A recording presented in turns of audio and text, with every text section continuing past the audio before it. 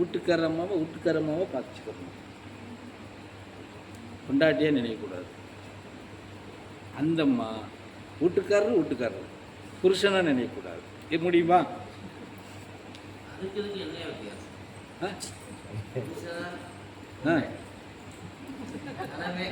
விளக்கண்ண, நான் நாகரிகமாக சொல்கிறேன்டா. ஏன்டா என் வாயை கலர்ற?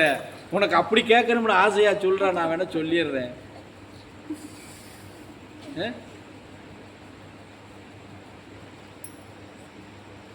நாகரிகமாக சொன்னாலும் சொல்ல விட மாட்டேங்காங்க. அது எப்படி நீ அப்படி சொல்லலாம்? உண்மையிலே உனக்கு புரியலையா? சொல்லு.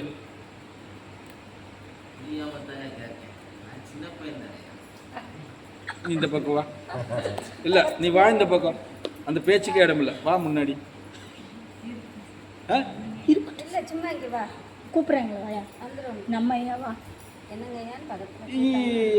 எனக்கு தெரியாது, ஒண்ணுமே இல்லை உங்கள்கிட்ட. உட்காரு. இப்போ உன் புருஷன் சொல்றான்னு இல்லையா, ஒரு அடையாளத்தை நான் சொல்லட்டுமா? வந்துட்ட கூடாது பிறகு, சரியா? நாளையிலிருந்து என்ன உன் பேர்? என்ன பேர்? அது கூட மறந்துட்டேனே. முனியமாலா முனீஸ்வரி? முத்துலட்சுமி அப்படின்னு ஒரு வழி வாம்பாரு. ஏய் சி துறப்போ அப்படின்னு சொல்லிடு. இதுக்கு நீ சொல்கிறவதான் இன்னும் கொஞ்சம் கடுமையாக சொல்லிடு, சரியா? என்னையா அப்படின்னு இவன் ஒரு மாதத்தில் ஒரு நாள் 2 நாள் வலியுவான். அப்போ மரியாதையாக ஓடி போயிருன்னு நீ சொல்லணும். புரியுதா? இன்னும் புரியலையா?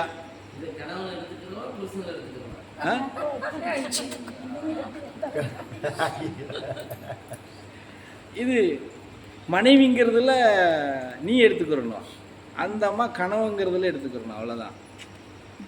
அப்போ ஒரு அளவு சொன்னீங்கல்ல, அது எப்படி சார்? இல்லை, கணவன் அதாவது எல்லாத்தையும் விட்டுட்டு வர சொல்ல, புருஷன் முன்னாடி குழந்தையோட ஒரு எல்லைக்கு ஒரு அளவோட அது கடக்கணும் அப்படி சொன்னீங்கல்ல சாமி, அது எப்படி இருக்குங்க?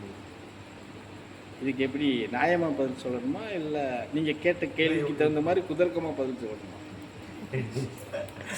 இல்லை சாமி, இப்போ நான் கேட்ட கேள்வி எப்படின்னா அளவுகோலுன்னு கேட்டார். என்னம்மா? அப்போ நான் அளவுகோலுக்கு தான் சொல்லணும் இல்லையா? இல்லை, ஒரு அளவுன்னு சொன்னீங்கன்னா அங்கே மறுபடியும் அளவில் தானே வரீங்க.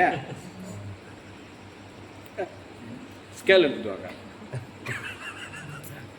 சரியா? 2 பேர்த்துக்குமே எத்தனை இன்ச்சின்னு அளவு எடுத்துக்குவோம். நான் அதுக்கப்புறம் சொல்கிறேன். என்ன நீங்கள் கேட்ட கேள்விக்கு பதில் இதுதான். நீங்கள் கேட்டது அப்படி தான் கேட்டீங்க. இல்லை, நான் தப்பாக ஏதாவது சொல்கிறேன்னா நீ சொல்லு தாயி. இல்லை, ஒரு லிமிட்டுக்குள்ளே இருந்துக்கலாம் அப்படின்னு சொன்னீங்க சாமி. அதுதான் அந்த பார்டர் லைன். என்ன சொல்கிறேன், லிமிட்டுங்கிறது கூட தப்புன்னு தான் சொல்லுவேன் நான். என்ன சொல்கிறேன், கணவன் மனைவி பந்தத்துக்குள்ளே என்ன சாமியை நமக்கு நிதானம் அப்படின்னு கேட்கணும். புரியுதா? அப்படி கேட்டால் அது கரெக்டாக இருக்கும். அப்படி கேட்டால் தான் நான் சொல்கிற பதில் உனக்கு புரியும். நீ இந்த பாணியில் கேட்டீங்கன்னா நான் சொல்கிறது உங்களுக்கு புரியவே புரியாது. ஆமாம். இப்போது உங்கள் 2 பேருக்கு எந்த வயசில் கல்யாணம் ஆச்சு?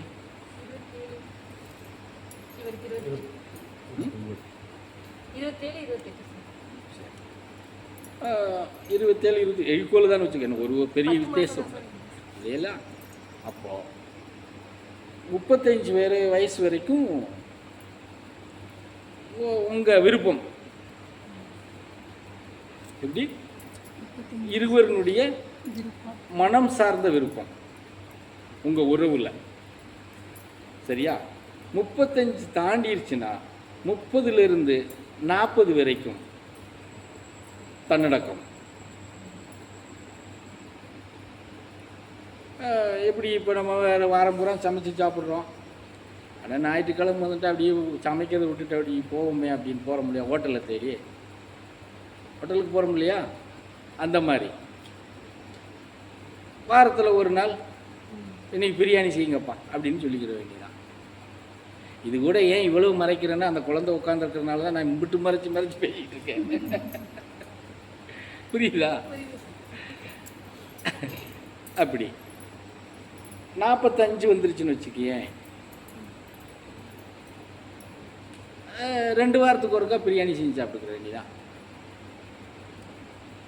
50 வந்துருச்சுன்னு வச்சுக்கியேன், மாதத்தில் ஒரு ஏதோ 2 நாள் 1 நாள் பிரியாணி, அவ்வளோதான். சரியா? இது 60 வரைக்கும் இந்த 2 நாள் 1 நாள் மாதத்தில் பிரியாணி ஆசைப்பட்டால் இன்றைக்கி மட்டன் பிரியாணியா சிக்கன் பிரியாணியான்னு நினச்சிக்கிட்டு செஞ்சு சாப்பிட்டுக்கிட்டு போக வேண்டியது. 60 தாண்டிடுச்சா பிரியாணி சீரணிக்காது. எப்படி சீரணிக்காது? அப்புறம் பிரியாணி சாப்பிட முடியுமா? இப்படி வந்தால் உன்னுடைய ஆயிலை நீ பெருக்கிக்கலாம். 2 பேருமே இதில் ஒருத்தர் சாப்பிட்டு ஒருத்தர் சாப்பிடலன்னா அது கிடையாது. 2 பேர்த்துக்குமே அந்த பலகீனங்கள் வரும். 2 பேருமே தன்னை பெருக்கிக்கிறோம்னா இப்படி போகனா தான் முடியும்.